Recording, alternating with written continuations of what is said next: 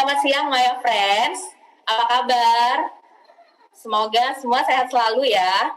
Kita siang ini berjumpa lagi dengan saya, Dr. Lediana dari Maya pada Hospital Kuningan. Yang mana siang hari ini kita akan bincang-bincang sehat, bincang-bincang santai ya, buat semua Maya Friends. Pada siang hari ini kita akan berbincang-bincang dengan dua dokter ahli kandungan kebidanan dari Maya pada Hospital Kuningan yang akan berbicara mengenai nyeri perut dan pada menstruasi berlebihan dan juga endometriosis, serta berbicara mengenai kanker ovarium. Di siang hari ini sudah bergabung bersama kita narasumber kita yang pertama, Dr. Darel Fernando, spesialis obstetrik ginekologi. Hai Dr. Darel, apa kabar dok? Halo Dr. Edi, selamat siang. Selamat siang dokter, sehat dok? Sehat. Apa kabar Maya Friends yang sudah bergabung? Puji Tuhan kalau dokter sehat dok. Oke, buat Maya Friends semua yang udah bergabung, kita akan berbicara mengenai nyeri perut ya gitu. Apa sih sebenarnya pada saat menstruasi yang terjadi di Maya Friends semua? Mungkin kalau nyeri perut pada saat menstruasi pasti banyak yang ngerasa itu hal yang biasa. Tapi kalau ketika udah ngerasa itu nyeri perutnya udah berlebihan, rasanya pasti ada sesuatu yang aneh nih gitu ya. Kenapa sih kok bisa sampai sakit perut berlebihan? Nah mungkin Dokter Darel, apa sih sebenarnya yang terjadi dok pada saat perempuan itu mengalami menstruasi? Mungkin Dokter Darel bisa sharing infonya dok. Ya baik, terima kasih Dr. Lady. Jadi kalau kita berbicara mengenai proses haid dan kenapa terjadi nyeri haid, itu terjadi akibat pelepasan dari hormon atau senyawa yang namanya prostaglandin. Kita tahu pada saat lagi haid, rahim itu kan berkontraksi karena dia berusaha untuk mengeluarkan atau meluruhkan dinding rahim atau endometriumnya. Kontraksi tersebut yang kalau misalnya berlebihan, nah itu yang menyebabkan rasa nyeri haid.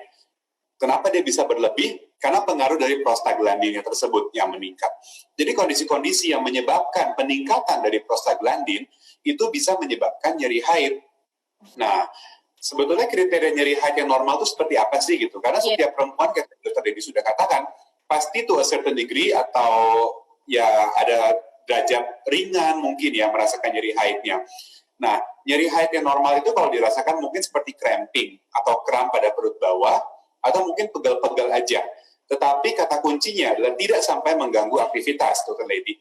Jadi buat Maya Friends semua, kalau misalnya nyeri haid sampai tidak bisa sekolah, sampai tidak bisa masuk kerja ya, atau kalau lagi beraktivitas mesti tiduran dulu, rebahan gitu ya, sambil ngeringkuk gitu karena lagi sakit perutnya. Nah itu adalah nyeri haid yang sudah kita sebut nyeri haid berlebih atau dysmenorrhea. Atau satu lagi, kalau sampai ketergantungan obat, mungkin dia tetap bisa beraktivitas, tapi tiap kali mens mesti minum obat pereda nyeri tiap bulan. Nah, itu adalah kondisi nyeri haid yang sudah berlebih dan sebaiknya diinvestigasi dan diperiksakan ke dokter kandungan. Oke, nah untuk beberapa orang nih dok yang rasa nyeri perutnya berlebihan itu tuh kan pasti sengsara ya dok ya. Justru harusnya setiap bulan merasa sesuatu haid itu biasa-biasa aja, tapi justru malah ganggu pekerjaan, ganggu aktivitas, sampai nggak bisa ngapa-ngapain ya dok. Nah itu kita periksa ke dokter kandungan tuh sebenarnya yang mau diperiksa nanti kira-kira apa tuh dok? Ya baik. Jadi kalau kita periksakan tujuannya untuk mencari tahu ya apakah ada penyakit atau tidak. Jadi kalau kita berbicara nyeri haid, kita harus mencari tahu kira-kira apa sih penyebab dari nyeri haidnya. Ya, yang paling sering dan yang kita akan bahas siang ini memang adalah kondisi yang namanya endometriosis. Endometriosis itu kalau teman-teman atau Maya Friends pernah dengar namanya itu kista coklat. Ya, biasanya kalau orang sakit perut kan kalau ke dokter kandungan selalu ngomongnya gini nih dokter Lady, takut ada miom, takut ada kista. Nah, salah satu kista yang dimaksud di sini adalah kista coklat atau kista endometriosis. Nah, endometriosis ini itu pada dasarnya adalah penyakit di mana terdapat jaringan dari dinding rahim yang mestinya ada di dalam rahimnya, tapi dia nemplok keluar, nemplok di ovarium menjadi kista, ya, nemplok di dinding perut menjadi titik-titik endometriosis superficial. dan bisa juga dia masuk sampai ke dalam rahimnya, bikin kesan seperti miom. Itu semua bisa menyebabkan nyeri haid, dan kalau yang pada kondisi yang miom tersebut atau adenomiosis, itu sampai menyebabkan pendarahan haidnya banyak. Jadi selain sakit, darah mensnya juga banyak, mungkin sampai bergumpal-gumpal. Jadi sebaiknya kalau memang sudah dirasakan ada nyeri haid yang lama, sebaiknya tetap dikonsultasikan ke dokter kandungan untuk kita cari tahu nih, minimal kita ketemu nggak nih endometriosis, dengan cara apa. Tentu saja pemeriksaan secara umum dulu, Dr. Lady, baru nanti ditunjukkan dengan pemeriksaan USG. Buat teman-teman yang belum menikah juga jangan takut untuk periksa, karena nggak harus udah menikah baru ke dokter kandungan. Yang penting kalau memang misalnya ada keluhan seperti ini, kita harus periksakan. Kenapa? Karena pada awalnya nyerinya pada saat mens doang nih, atau dysmenorrhea. Tetapi bila tidak diobati untuk jangka waktu yang lama dan progres penyakitnya itu tetap bertambah, maka bisa terjadi namanya nyeri panggul kronik. Jadi artinya nggak mens pun udah sakit gitu. Jadi yang awalnya dysmenorrhea saja, lama-lama sepanjang siklus itu terasa nyeri, dan itu sudah lebih susah lagi diobatinya. Oh gitu, oke. Saya rasa mungkin Maya Friends mungkin banyak nih dok ya yang rasa seperti ini. Atau mungkin bahkan mungkin nggak menyadari karena mungkin belum sempat memeriksakan ke dokter kandungan ya dok gitu. Ya, nah, jadi kejadiannya pada perempuan usia reproduksi, artinya sudah subur ya Dr. Lady ya, itu sekitar 10-15%, jadi sebetulnya cukup banyak. Jadi misalnya arisan nih ngumpul-ngumpul 10 orang, itu satu mungkin mengalami endometriosis. Jadi kalau kita berbicara dari angka antara 10-15% itu bisa terjadi. Makanya ini karena penyakitnya cukup sering dan mengganggu kualitas hidup ya tentunya, meskipun dia tidak membahayakan atau mematikan misalnya, tetapi dia sangat mengganggu karena tiap kali mens jadinya sakit. Selain itu juga mungkin timbul rasa cemas, Dr. Lady. Jadi dia takut nih mau mens gitu, udah kayak stres duluan mau haid, karena pas mens pasti takut. Sedangkan stresnya berlebih tersebut makin meningkatkan lagi nyeri haidnya. Jadinya ini kayak lingkaran setan yang nggak putus-putus gitu terhadap kejadian nyeri haid tersebut. Wah, ternyata sampai segitu rumitnya juga ya dok, hanya karena nyeri perut yang berlebihan, ternyata efeknya sampai kemana-mana, bahkan mulai dari proses pertama kali kita haid di muda aja, itu udah bisa terjadi juga ya dok? Iya. Kita berarti emang apa sih dok yang mesti kita cegah atau mungkin yang bisa kita cegah kalau misalnya supaya hal-hal itu bisa tidak terjadi, apa dok kira-kira dok? Ya, ini pertanyaan sejuta umat nih Dr. Lady. Jadi apa sih yang bikin endometriosis gitu kan? Kan orang Indonesia paling sering tuh pengennya gara-gara nanya salah makan atau enggak, salah gaya hidup atau enggak. Sebetulnya kalau endometriosis sendiri itu nggak ada yang tahu penyebabnya apa. Karena sampai sekarang teori-teori bermunculnya endometriosis juga banyak. Jadi tidak ada yang bisa kita pastikan ini karena itu enggak. Ya, tapi selama dia subur, selama dia masih haid, dalam pengaruh hormonal masih bisa terjadi hal tersebut. Cuman memang ada beberapa yang dapat dilakukan untuk mengurangi resikonya. Misalnya, tetap jalankan gaya hidup sehat, termasuk untuk pola makan ya. Jadi mengurangi makanan yang highly processed atau yang banyak diproses tinggi, banyak pengawet ya, yang terlalu manis. Kan sekarang makanan zaman sekarang kan gampang, tinggal ngeklik di HP bisa datang semua gitu. Sedangkan mungkin tidak bagus untuk gaya hidup kalau diteruskan tiap hari. Kemudian juga untuk menjaga imunitas, daya tahan tubuh tentu saja harus ada olahraga dalam intensitas ringan sedang ya, sesuai dengan anjurannya. Tapi secara umum sih anjurkan gaya hidup sehat. Tapi tidak ada satu titik atau penyebab yang kita bisa tackle gitu. Ibaratnya kalau COVID ya kita menghindari virusnya dengan cara pakai masker. Nah kalau endometriosis tuh enggak kayak gitu. Kita nggak tahu penyebabnya apa. Ini tuh keturunan nggak sih dok? Jadi ada yang mengatakan faktor genetik ada, ya. Ada yang mengatakan faktor genetik ada, tapi tidak murni. Jadi seperti saya katakan tadi, faktornya banyak tuh Lady. Pengaruh genetik mungkin ada, pengaruh gaya hidup mungkin ada, pengaruh kekebalan tubuhnya mungkin ada gitu. Hingga akhirnya terjadi endometriosis ini. Oke. Ya, mungkin buat Maya Friends yang nanti pingin ketemu lebih lanjut nih buat memeriksakan, karena tadi kan Dokter Darel juga udah beritahu ya kalau ternyata nyeri perut berlebihan itu sebenarnya kita harus periksakan loh Maya Friends. Jadi kita nggak boleh anggap sesuatu itu jadi enteng ya gitu, karena ternyata masih mungkin terjadi ada endometriosis Bahkan dan satu lagi, sorry saya lupa menambahkan, kenapa kita perlu mengetahui nih ada nggak sih endometriosis gitu ya? Karena dia bisa menurunkan kesuburan.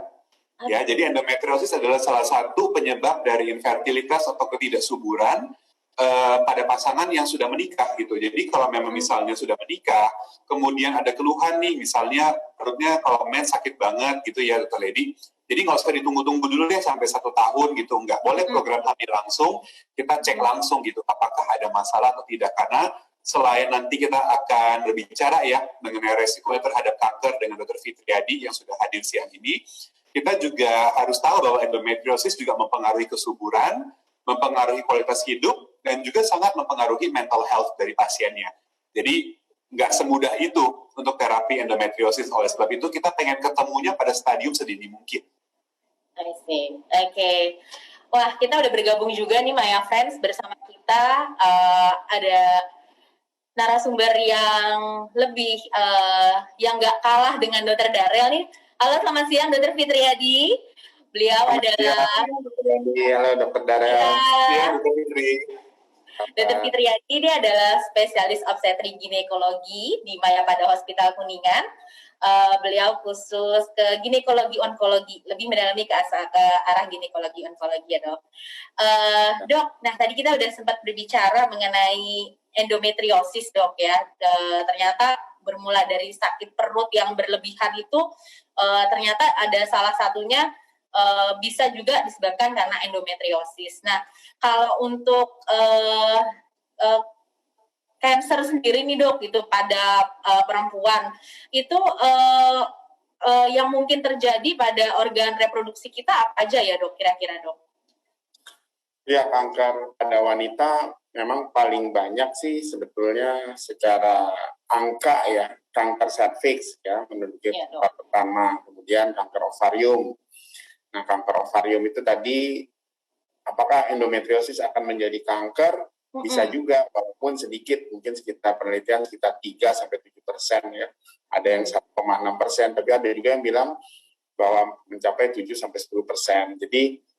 Jadi harus diwaspadai semua kanker pada wanita itu, karena setiap orang punya risiko untuk terjadinya kanker, ya itu harus diingatin. Maksudnya setiap wanita disarankan untuk melakukan pemeriksaan secara berkala, ya, misalnya untuk serviks melakukan pap smear, untuk ovarium dan dengan rahim melakukan pemeriksaan ultrasonografi gitu ya. Dan itu harus dilakukan berkala. Ya paling tidak setahun sekali lah. Mungkin kalau kita pikirkan mobil aja kita servis sebulan sekali gitu kan. Ini orang 1 tahun sekali cukup lah ya. Jadi kalau mobil tuh 1 bulan sekali, 2 bulan sekali kita servis gitu. Iya. Apalagi orang ya, betul, seorang ibu, jadi setahun sekali lah kita lakukan pemeriksaan, misalnya pap smear atau pemeriksaan USG gitu. Oke. Nah kalau untuk mungkin kalau perempuan yang belum menikah nih dok, itu dalam mempersiapkan, artinya kita juga perlu pencegahan kan ya dok ke depannya. Itu kita kira-kira periksanya apakah cukup setahun sekali juga atau bagaimana dok? Ya, jadi kalau wanita yang belum menikah ya, belum menikah ini harus tanda tanya juga Pak. Sampai 30 tahun, sampai 40 tahun kan banyak ya. Tapi kalau biasanya keluhan kan tadi kita kan topiknya adalah mengenai endometriosis dan kanker ovarium ya, nyeri pada perut.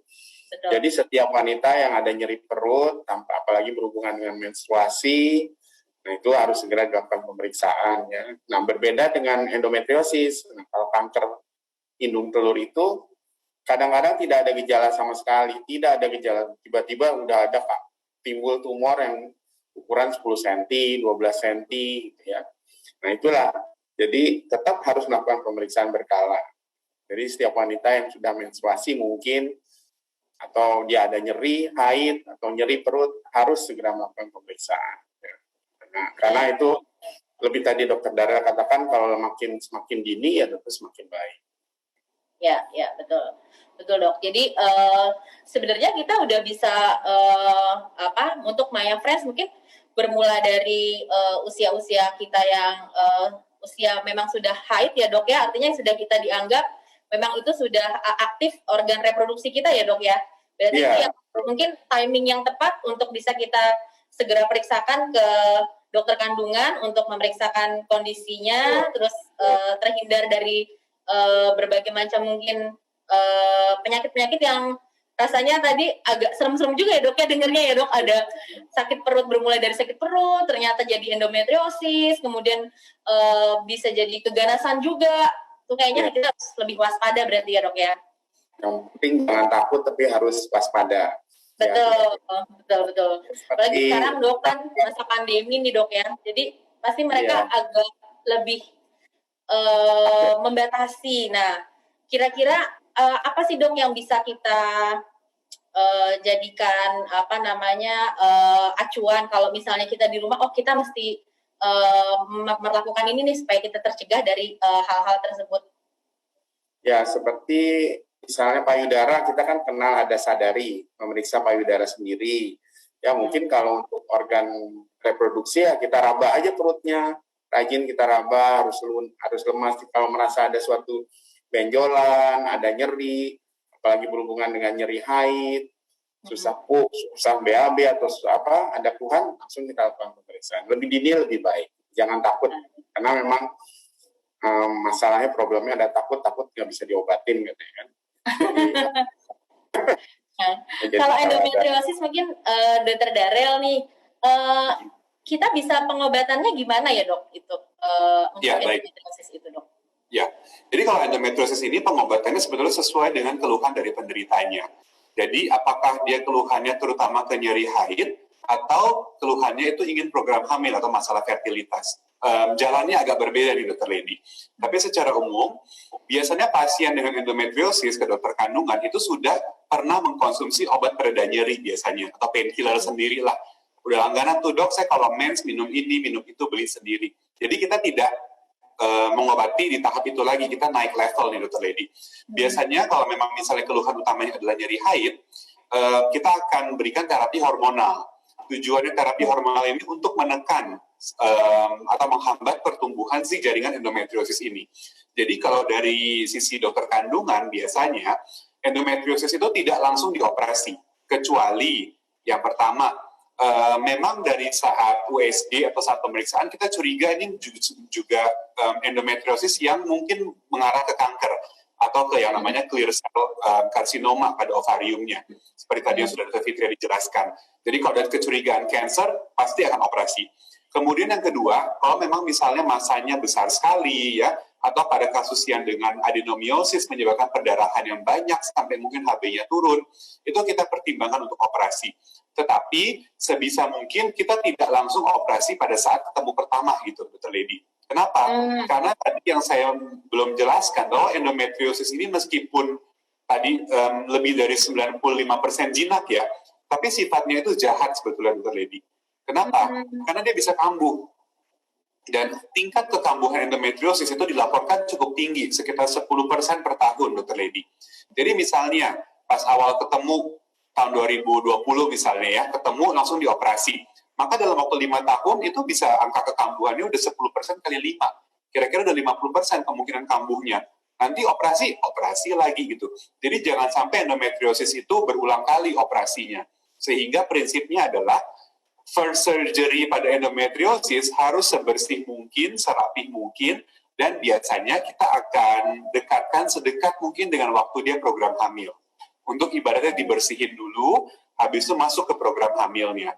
Kalau misalnya endometriosisnya derajat lebih ringan ya, tapi kalau tadi saya jelaskan misalnya ada kecurigaan ganas atau sangat mengganggu, ya mungkin kita pertimbangkan untuk operasi. Setelah itu tetap kita berikan terapi hormonal. Oh, oke dok, ya, oke. Kalau jadi terapinya hanya 2 ya dok, artinya maksudnya kita bisa hormonal, terus kemudian baru terapinya untuk pembedahan. Ya. Nah kalau untuk pembedahan itu dok, metodenya apakah memang harus dibedah secara operasi yang dibuka besar begitu dok, atau ada metode-metode yang mungkin terbaru dok? Oke, sebetulnya mungkin nanti Dr. Fitriadi izin menambahkan ya dok. Secara umum sih kalau pada endometriosis pilihan yang terbaik, apalagi kalau memang mau program hamil adalah dengan metode laparoskopi atau yang diteropong Dr. Lady. Karena kita bisa melihat sangat jelas titik-titik endometriosis yang mungkin tidak terlalu terlihat oleh mata. Karena kan kalau pada laparoskopi akan diperbesar oleh kamera tersebut. Nah, itu tetap harus diangkat-angkatin tuh pada saat operasi, yang mungkin pada saat operasi biasa tidak bisa. Tapi kalau memang kecurigaannya ke arah kanker atau ke arah ganas, atau mungkin masanya besar banget, uterusnya atau rahimnya besar banget gitu ya mungkin akan ada pertimbangan khusus untuk dilakukan operasi yang biasa atau namanya laparotomi. Tapi kembali lagi, untuk laparotomi maupun laparoskopi disesuaikan dengan satu, indikasi pasiennya, kedua, kesanggupan rumah sakitnya, kalau di Mayapada Hospital Kuningan sih bisa. Yang ketiga, memang satu lagi kesanggupan finansial pasien. Itu memang harus kita akui bahwa laparoskopi memang lebih tinggi cost-nya dibandingkan yang laparotomi. Kira-kira seperti itu dari saya. Mungkin izin Dr. Fitriadi menambahkan, Dok. Ya, jadi menurut saya setuju dengan Dr. Darel. Jadi apapun, kalau bisa memang operasi untuk suatu endometriosis itu one goal gitu. Jadi begitu atau mendekati kalau dia memang dengan tujuannya. Jadi kadang-kadang kalau kita temukan ada suatu kista endometriosis, ukuran 5 cm, keluhannya nyeri haid gitu ya, tapi dia ada belum goal untuk suatu mau hamil gitu. Itu sebaik mungkin, sedapat mungkin kita lakukan pemberian terapi oral dulu, jangan operasi. Jadi memang kalau memang kita bisa, kalau kan dia keluhannya nyeri, ya kita obati nyerinya dan pemberian hormonal sebisa mungkin.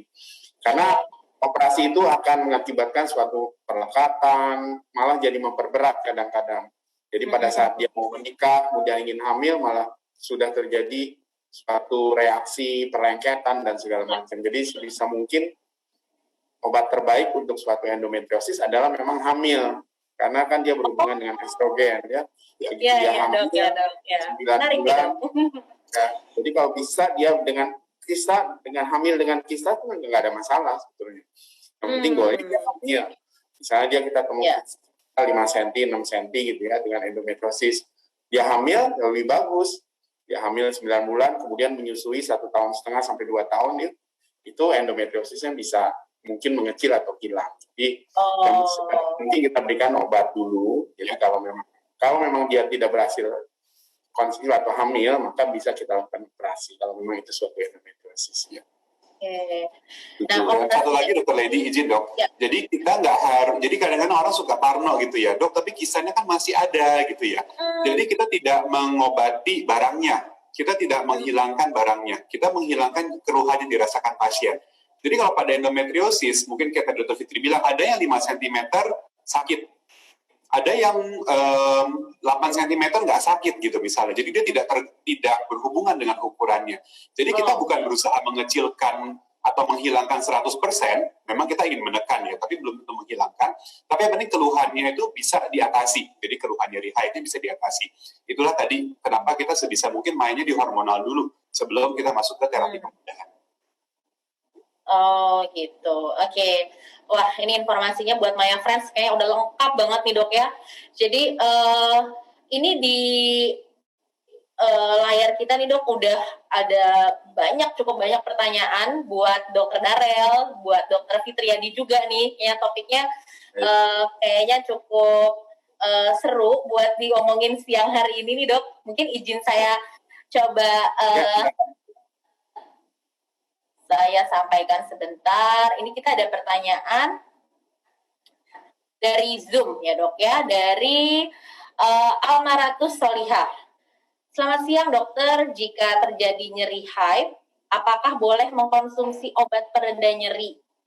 Dan berapa batas normal dalam mengkonsumsi obat pereda nyeri haid ini ya dokter? Ini pertanyaannya buat Dokter Darel nih dok, ditujukan ya.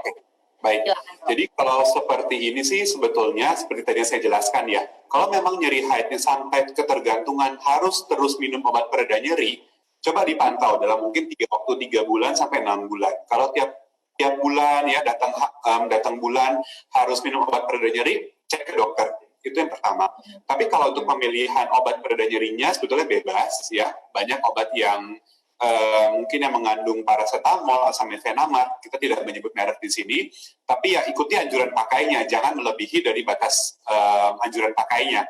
Karena kan masing-masing ada tuh, kalau kita baca leafletnya, berapa tablet sehari maksimal, nah itu jangan melebihi. Tapi misalnya nyeri, lalu keluhannya hilang pada saat konsumsi obat pereda nyeri, itu bukan berarti penyakitnya hilang. Itu yang perlu dipahami. Cuma nyerinya aja yang hilang. Ya, jadi tetap kita harus menekan tuh, kalau memang ada endometriosis, kita harus menekan dengan cara hormonal. Jadi kalau sudah berlangsung 3 bulan sampai 6 bulan, harus sebaiknya periksa aja ke dokter kandungan. Oh, oke. Nah, semoga Mbak Maya Friends Almaratus Solihah bisa cukup jelas ya dengan jawabannya ya, Dok. Oke, ada satu dokter. Silakan dokter. Ya, mengenai pengobatan pada nyeri haid, saya minta ibu-ibu tuh para Maya Friends tuh nggak perlu takut mengkonsumsi obat, karena sering pasien-pasien tuh dia sama sekali nggak mau minum obat. Jadi kalau dia sakit dia tiduran, dia bolak-balik gitu. Minum cukup dengan parastamol gitu ya, mungkin parastamol yang 500 mg tuh cukup. Kalau memang itu membantu ya kenapa tidak gitu. Memang dia, apalagi ya sering pasien tuh nyeri haidnya hanya 1 hari katanya, dan dia menikmati sakitnya itu buat apa? Kalau memang bisa diberikan dengan parastamol, hilang ya minumlah obat itu, nggak perlu takut kita. Ya, gitu ya Dokter Darel ya. Mungkin buat izin dok sekalian dok. Kalau menyambung dengan terapi nih Dokter Fitriadi, untuk kanker ovarium itu ya mungkin kan di luaran sana tuh sekarang juga karena untuk mengurangi obat-obatan atau takut sama tindakan-tindakan operasi, ada pengobatan-pengobatan herbal. Nah itu gimana tuh dok? Banyak tuh dok kayaknya yang suka ketemu kita, kalau bertanya di sana bisa loh gitu. Nah itu kira-kira berpengaruh ya sampai seberapa banyak sih dok? Saya mungkin sama Dokter Darel 100% nggak percaya itu.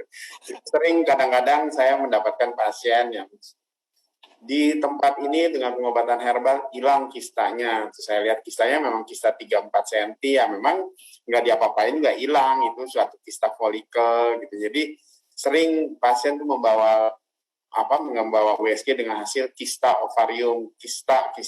Pasien dengan kista aja udah dengan ternyata hanya kistanya 2 cm atau 4 cm. Itu yang berhasil diobati oleh obat-obatan herbal ya mungkin yang kista-kista seperti itu. Tapi kalau kista-kista yang udah endometriosis, kista ovarium yang kanker, ya hampir mustahil lah ya bisa diobatin dengan obat-obat dan herbal itu ya. Jadi mungkin memang kistanya kista fungsional. Kista fungsional itu kista yang memang ada pada setiap wanita, bisa ada dan akan hilang sendiri dalam 2-3 bulan.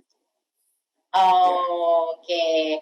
Jadi baiknya tetap ya dok, sebaiknya sih kita tetap harus berkonsultasi apapun itu ya dok, jangan sampai mengambil salah langkah ya dok gitu ke depannya, karena cukup berbahaya nih ternyata efeknya sampai untuk ke depannya. Kita lanjut pertanyaan nih dok, kebetulan ini kita ada pertanyaan untuk ditujukan ke Dokter Fitriadi, bersamaan juga dengan ada buat Dokter Darel juga, ini bisa berdua nih dok. Pertanyaan dari Zoom dari Nakarisa Rashid. Dok, apakah benar tingginya hormon estrogen bisa menyebabkan endometriosis semakin parah? Haruskah penderita endometriosis itu mengontrol hormon estrogennya dengan pil atau dengan diet estrogen? Mungkin Dokter Fitriadi bisa bantu dok. Ya memang salah satu penyebab pertumbuhan endometriosis kan dari estrogen, kan biasanya estrogen dependent. Jadi seperti tadi saya katakan, salah satu terapi yang terbaik untuk endometriosis adalah hamil dan menyusui, karena pada saat hamil itu kan progesteron yang tinggi, kemudian estrogen benar-benar ditekan pada saat kehamilan. Jadi kalau memang seorang wanita yang hiperestrogenism, mungkin endometriosisnya lebih tinggi ya, tapi tidak semua dengan hiperestrogenism dia akan menjadi suatu endometriosis, tergantung dia ada reseptor atau tidak di endometriosisnya gitu. Jadi kalau memang dia menderita endometriosis, kemudian dia mendapat paparan estrogen yang lebih tinggi, mungkin dia akan lebih menderita. Tapi tidak selalu sih, karena endometriosis itu unik gitu. Jadi dia tergantung reseptornya, kemudian di mana dia berada. Jadi endometriosis kan kita tahu tempatnya di luar, bisa dia di hidung, bisa di paru-paru, kadang-kadang kan endometriosis bisa di mana aja. Oh, bisa sampai ke paru-paru juga ya dok? Bisa. Bisa jadi kalau dia mens, batuk dia berdarah, atau kadang-kadang di umbilikus pada saat dia mens, maka di udelnya itu di umbilikusnya keluar darah gitu. Pada saat menstruasi. Endometrios bisa di mana aja. Tapi paling sering ya di usus atau di luar sekitaran daripada genitalia alat kelamin wanita biasanya. Oke.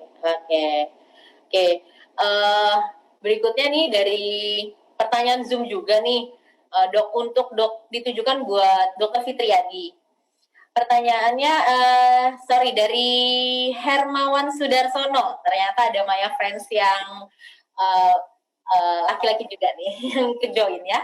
Jadi pertanyaannya adalah, adik saya kena kanker serviks stadium 2C. Sudah dioperasi dan sudah sembuh. Tetapi kenapa sekarang kok kena kanker payudara stadium 3? Apakah kanker serviksnya bisa menjalar ke payudara dan menjadi kanker payudara, atau bisa menjalar ke ovarium menjadi kanker ovarium ya? Mohon solusi apa yang harus dilakukan untuk adik saya supaya bisa sembuh dan tidak menyebar ke seluruh tubuh. Monggo Dr. Fitriadi. Jadi kanker serviks itu ada sifatnya. Jadi penyebabnya kan kita tahu dia HPV, terinfeksi HPV. Jadi biasanya kalau kanker serviks itu penjalarannya biasanya sih jarang ke payudara. Biasanya dia penjalarannya ya secara limfatik itu malah kadang-kadang dia benjolan ada di kelenjar getah bening, biasanya kelenjar getah bening sekular, kelenjar getah bening di inguinal, gitu. Jarang dia ke payudara. Kalau dari ovarium mungkin ada linknya ke payudara. Jadi penjelasannya adalah ya kemungkinan dia payudara memang primer ada tumor kanker payudara sendiri. Nah itu bisa dilihat dari ada keturunan atau tidak, atau ada hubungan dengan kanker ovariumnya.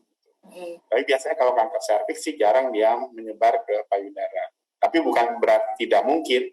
Kita harus lihat dari patologinya, jenis sel kankernya sama nggak yang di kelenjar payudara dan di serviks. Misalnya di serviksnya adenokarsinoma dan di payudaranya adenokarsinoma, mungkin ada hubungannya. Jadi sangat mungkin harus kita lihat secara patologinya. Misalnya serviksnya karsinoma sel squamosa, tapi di payudaranya adeno, mungkin dua tumor yang berbeda gitu. Oke, jadi kayaknya harus diperiksakan lebih lanjut ya. Buat Maya Friends yang tadi adik dari Bapak Hermawan Sudarsono, silakan berkonsultasi lebih lanjut dengan Dr. Fitriadi, SPOG di Maya Pada Hospital Kuningan ya. Nah, kita nih ada cukup banyak nih dok pertanyaan dari Zoom.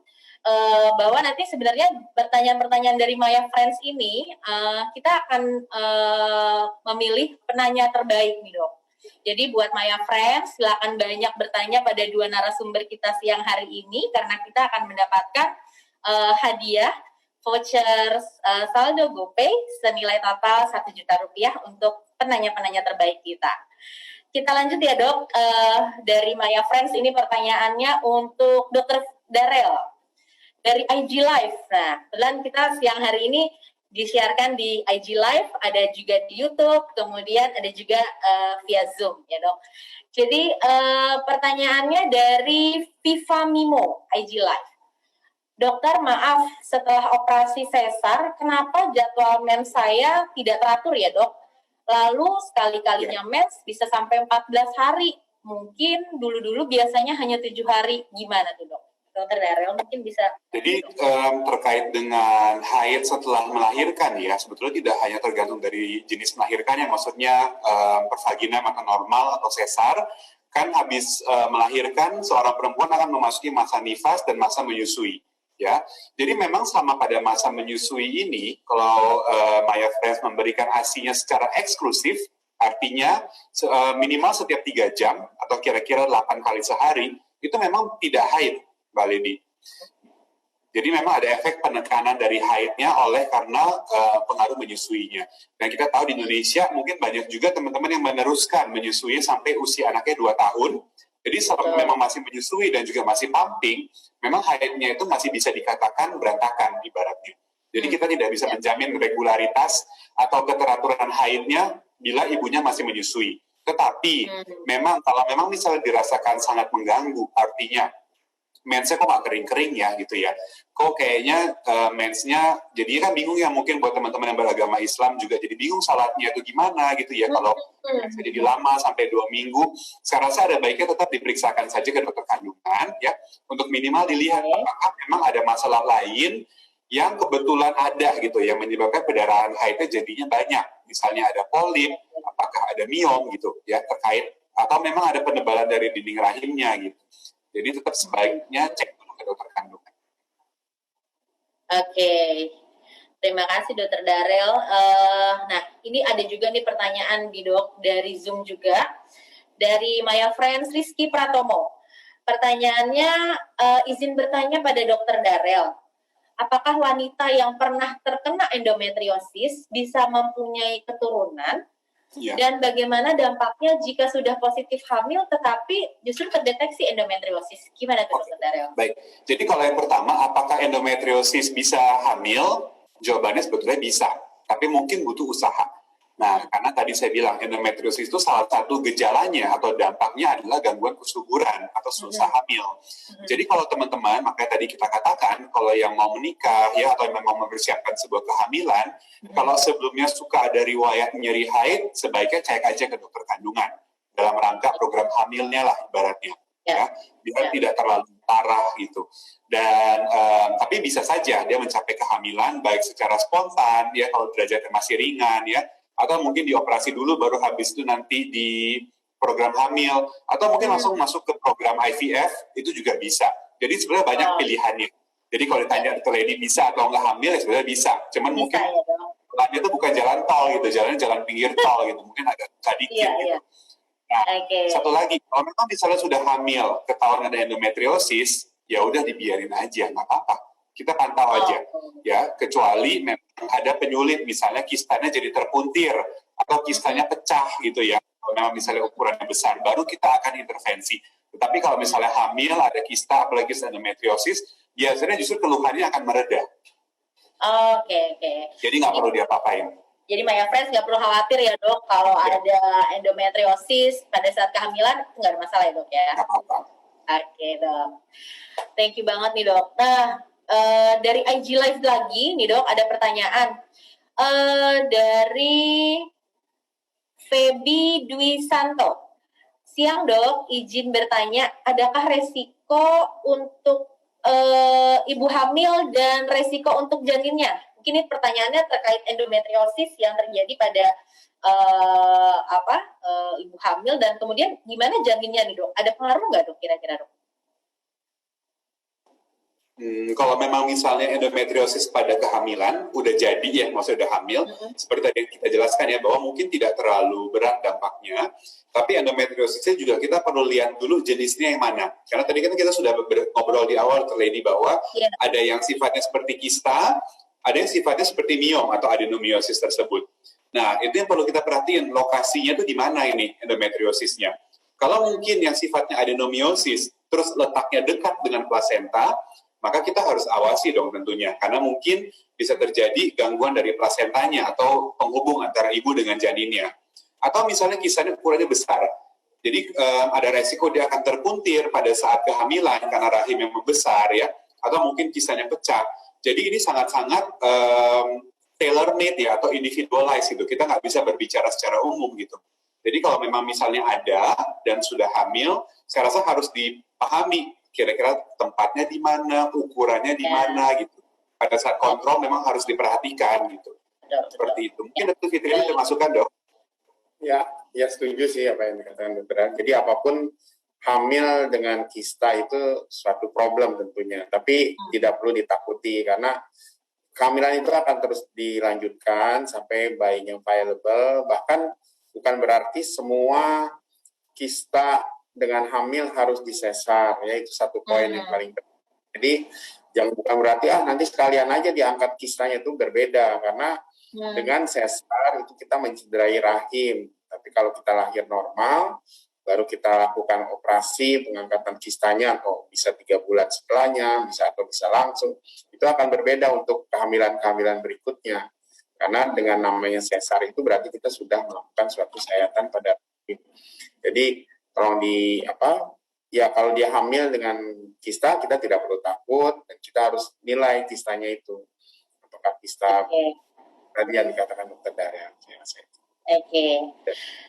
Nah, ini ada pertanyaan dari Zoom untuk Dokter Fitriati nih, Dok.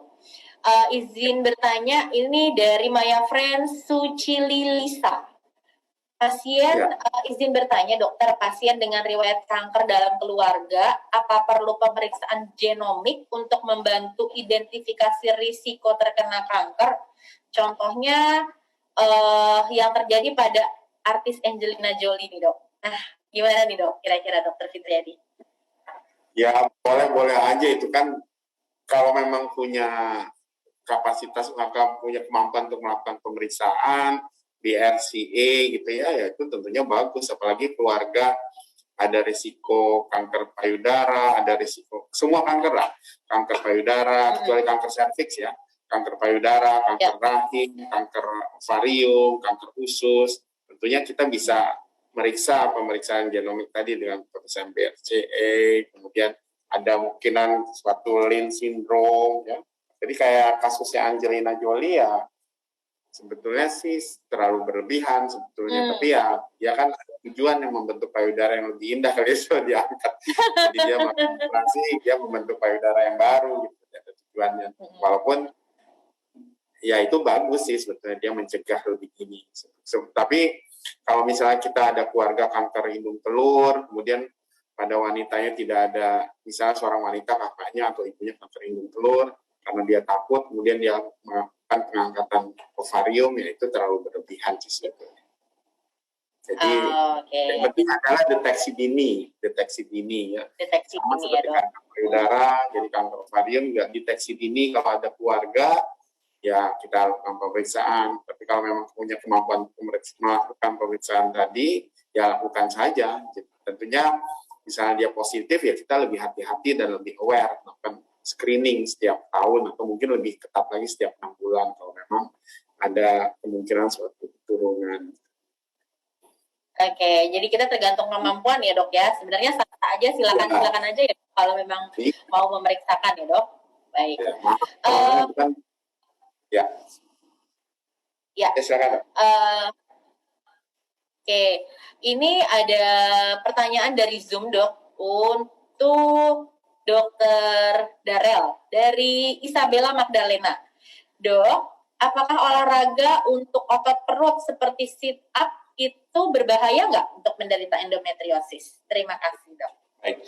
Jadi kalau ya memang ibaratnya takut ya jadinya endometriosisnya kesenggol atau endometriosis terganggu, sebetulnya tergantung dari toleransinya masing-masing. Jadi kalau memang misalnya tidak dirasakan ada keluhan, sebetulnya tidak ada masalah gitu. Karena kalau endometriosis atau adenomiosis yang tidak terlebih besar, tidak terlalu besar lah ibaratnya, dia tuh sebetulnya letaknya di dalam rongga panggul, jadi bukan dalam perut. Itu yang perlu teman-teman pahami. Jadi dia baru naik ke dalam perut, itu biasanya kalau ukurannya sudah lebih besar. Tapi kalau misalnya ukuran kecil ya atau mungkin lesinya ringan, dia letaknya organ kandungan itu dalam panggul gitu. Jadi sebetulnya nggak masalah. Dan mungkin satu lagi, salah satu upaya untuk meredakan nyeri haid, memang salah satunya adalah olahraga. Jadi memang kita harus tadi gaya hidup sehat dengan olahraga, pola makan diatur, itu untuk mengurangi reaksi radang atau inflamasi tadi yang saya katakan, akibat penumpukan dari yang namanya hormon prostaglandin tersebut. Selain itu, teman-teman juga bisa gunakan, sekarang kan lagi ngetren tuh, yang kayak koyo panas atau heat pad yang buat penderita nyeri haid, ya boleh-boleh aja. Tetapi kembali lagi, kalau sampai ketergantungan obat, sampai ketergantungan pakai heat pad terus, ya nggak ada salahnya sekali-sekali diperiksa aja ke dokter kandungan. Oke, jadi jangan lupa nih Maya Friends, buat semua keluhan yang tadi udah sempat ditanyakan, sebaiknya tetap harus berkonsultasi lebih lanjut dengan dokter-dokter pada Hospital Kuningan ya, Dok. Bisa ke dokter Daryl, bisa ke dokter Fitriadi ya, Dok. Gitu. Ya. Jadi kita benar-benar harus mendeteksi dini dan kemudian diperiksakan lebih lanjut ya. Nah, kita lanjut pertanyaan nih, Dok, dari IG Live untuk dokter Fitriadi. dari Maya Friends Saprudin Cap 80. Pertanyaannya, dok, apakah wanita yang punya endometriosis bila diabaikan cikal bakalnya jadi kanker serviks bukan, dok? Silakan, Dr. Fitriadi. Ya, jadi kanker serviks itu penyebabnya jelas infeksi HPV. Endometriosis penyebabnya adalah karena adanya endometrium atau sel lendir rahim yang keluar dari sel lendir rahim. Jadi nggak ada hubungan sih sebetulnya, sangat tidak berhubungan. Jadi tidak perlu takut kalau seorang endometriosis tidak akan menjadi kanker serviks. Jadi kanker serviks penyebabnya lain, endometriosis penyebabnya lain. Berbeda ya, dok, dua penyebab yang berbeda. Beda. Oke, dok. Nggak perlu takut ya, dok? Bukan nggak perlu takut, yang harus diwaspadai lah. Jadi yang jadi pertanyaan saya, kenapa beliau menanya ini gitu, ada question mark-nya apa ya? Karena endometriosis takut menjadi kanker serviks. Endometriosis yang bisa menjadi kanker indung telur biasanya. Kalau memang itu kanker indung telur, kanker ovarium bisa itu. Tapi kalau untuk jadi kanker serviks tidak. Oke, dok. Mungkin nanti Maya Friends Saprudin bisa berkonsultasi lebih lanjut ya dengan Dr. Fitriadi Kusuma SPOG di Maya Pada Hospital Kuningan. Nah, kita lanjut pertanyaan dari IG Live atas nama Anita Kimriel. Dok, saudari saya memiliki darah kental dan sulit hamil. Tiap kali hamil pasti keguguran. Apakah itu lama-lama akan menyebabkan kanker ovarium jika tidak mengalami kehamilan, dok? Mungkin Dr. Fitriadi bisa bantu jawab. Iya, kentalan enggak lah. Sebetulnya mungkin keguguran itu karena darah kentalnya terlalu berat sehingga saluran uteroplasentanya terganggu. Jadi penyaluran darah dari ibu ke bayinya itu yang terganggu karena darahnya kental. Jadi apakah dia menjadi kanker indung telur sih sama sekali enggak sih sebetulnya.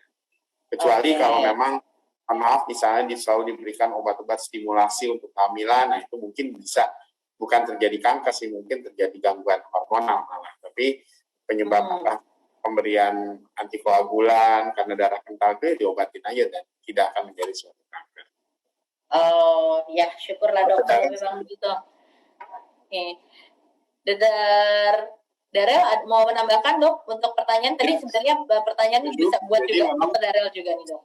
Ya, setuju. Sebetulnya memang pada kasus keguguran berulang ya, ini paling sering penyebabnya memang adalah gangguan pengentalan darah atau salah satu yang namanya adalah antiphospholipid syndrome atau APS. Kejadiannya cukup sering, antara 15-20% bahkan pada literatur. Jadi sebetulnya agak salah. Kadang-kadang orang Indonesia kan sukanya periksanya TORCH ya, Dr. Lady ya. TORCH itu memang salah satu yang bisa berperan sih sebetulnya infeksi pada kasus keguguran berulang. Tapi yang lebih sering adalah pengentalan darah ini atau antiphospholipid syndrome.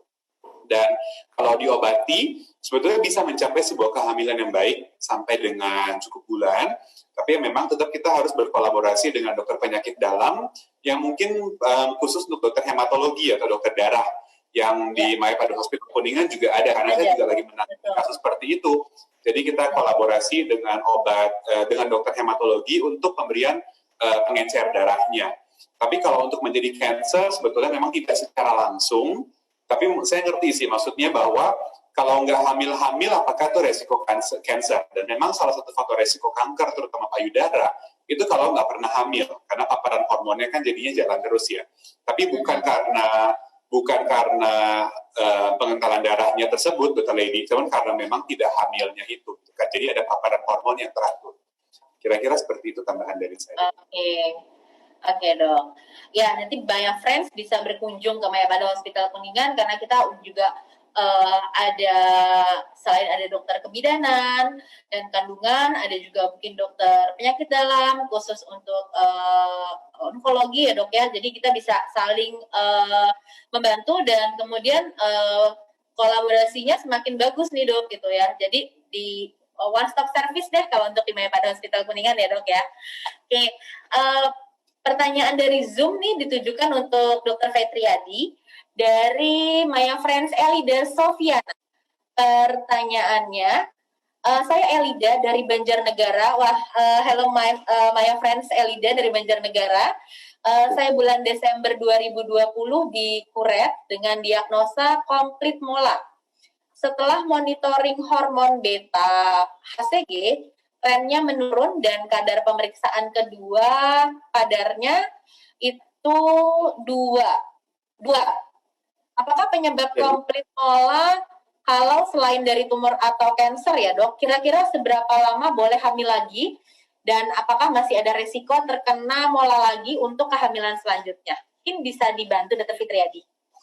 Ya, alhamdulillah ya sudah sembuh ini sebetulnya, sudah komplit. Dia diagnosis dengan komplit mol, mungkin beta HCG-nya sebelum di Kuret tinggi, dan trennya sudah sangat menurun dengan hasil kadar yang 2 itu berarti sudah normal.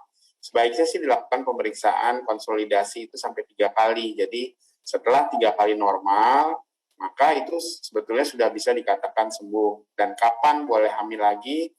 Biasanya dulu kita memberikan permisi untuk kehamilan setelah 1 tahun dulu ya, tapi sekarang ini setelah dia konsolidasi negatif selama 3 bulan, selama 3 minggu, itu sudah boleh sebetulnya hamil. Tapi kadang-kadang kita lebih hati-hati, biasanya 3-6 bulan setelah dia mola, sudah boleh hamil lagi sebetulnya.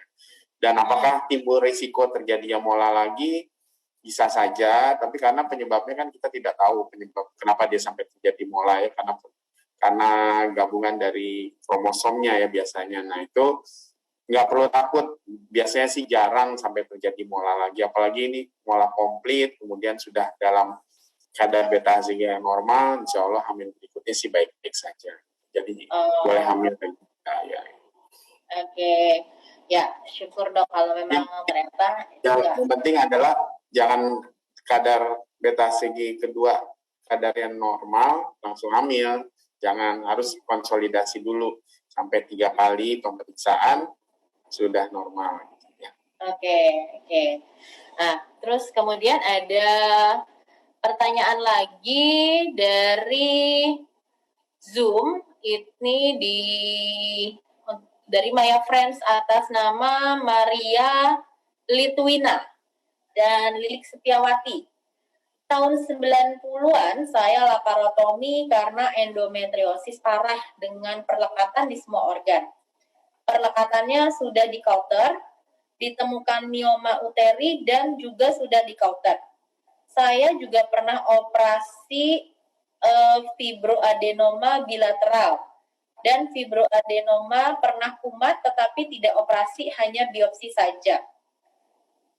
Sekarang saya hampir 54 tahun, mioma uterinya masih ada dengan ukuran 2,5 cm dan saya sudah menopause. Apakah hal ini menjadi bahaya, menjadi kanker, atau bahkan mioma uterinya bisa mengecil sesudah menopause lama ya dok? Itu bisa jawab. Ya, wah ini juga biasanya endometriosis itu sembuhnya setelah menopause. Gitu. Kalau memang dia betul endometriosis, sudah menopause berarti sudah melewati hidupnya. Endometriosisnya akan hilang karena kan paparan estrogennya menurun. Nah pada ibu ini juga tidak pernah ada kanker dalam hidupnya ya, jadi hanya semuanya fibroadenoma, mioma ya, kalau oma-oma gitu biasanya bukan kanker ya, kalau kanker itu karsinoma. Nah, gitu. Jadi ya ibu bersyukurlah udah menopause dengan miom 2,5 cm ya, nikmatilah miomnya itu, jadi nggak perlu diangkat, nggak perlu dioperasi, tidak perlu takut, dan mungkin dengan bertambahnya umur miomnya akan lebih kecil lagi karena tidak ada jadi nggak perlu takut, dan tapi tetap harus diwaspadai, melakukan pemeriksaan rutin 1 atau 2 tahun sekali pada itu. Ya. Sekalian pap smear juga ya Dr. Fitri ya, maksudnya sekaligus pap smear, sekaligus USG lah buat dipantau miomnya. Ya, pap smear kita bisa dikerjakan di Maya pada Hospital Kuningan juga loh, Maya Friends. Bisa dong. Iya, jadi kita bisa benar-benar one stop service. Konsultasi, pemeriksaan penunjang, pemeriksaan pap smear, pokoknya semuanya bisa untuk membantu Maya Friends semuanya. Ya, nah pertanyaan dari Zoom nih dok, ada pertanyaan Zoom dari Ratna Puspitasari ditujukan untuk Dr. Darel.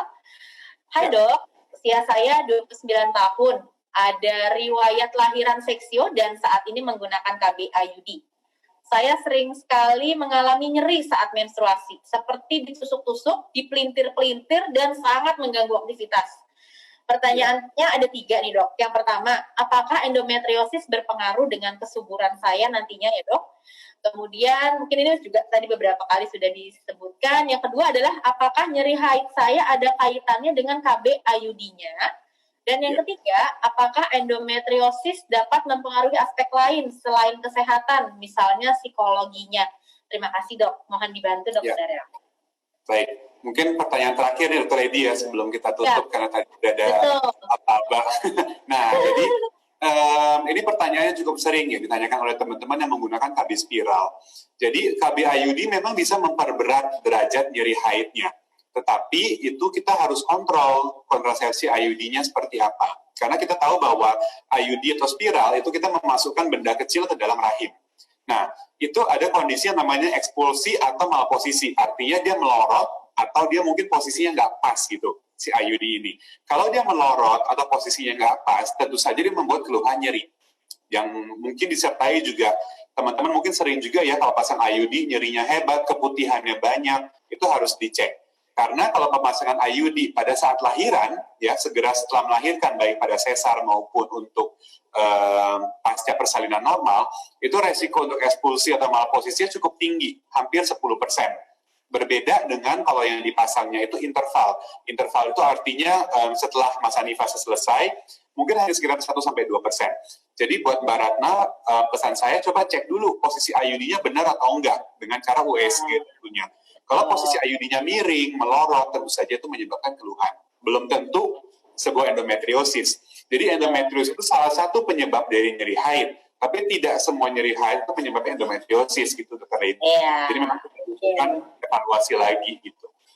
Mungkin itu sekaligus closing statement ya dari saya ya, bahwa ya kalau ada keluhan nyeri haid yang berulang ya, jangan takut untuk diperiksakan saja ke dokter kandungan ya, tanpa memandang status sudah menikah atau belum ya, sexually aktif atau tidak ya, tidak masalah gitu. Karena karena takutnya gini, orang-orang pada mikir kalau ke dokter pasti disuruh operasi. Kayak gitu ya. Kita kalau misalnya wajib harus segera pasti ada indikasinya, tapi kalau bisa kita tangani dulu. Apalagi pada kasus endometriosis dengan penggunaan obat-obatan, ya kita akan menggunakan terapi obat-obatan terlebih dahulu.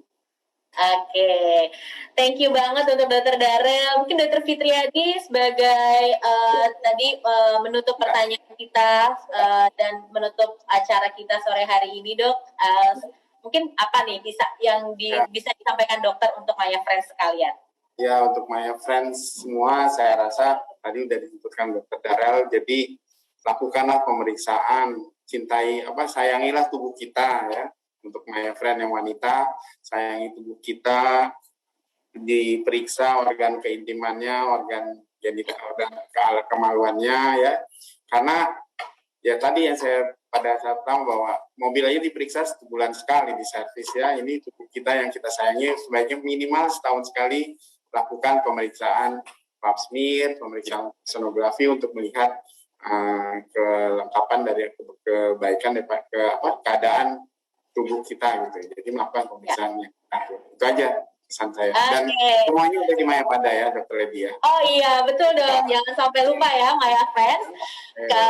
Jadi buat 10 pemenang penanya yang terbaik, nanti kita akan diumumkan di IG Story Maya Pada Hospital. Jadi tolong pantengin terus nih IG story-nya Maya Pada Hospital, siapa tahu teman-teman atau Maya Friends yang tadi bisa jadi pemenangnya. Well, terima kasih banyak dokter buat bincang-bincang serius tapi santai di siang hari ini untuk Dr. Fitriadi, Dr. Daryl, dan Maya Pada Hospital Kuningan.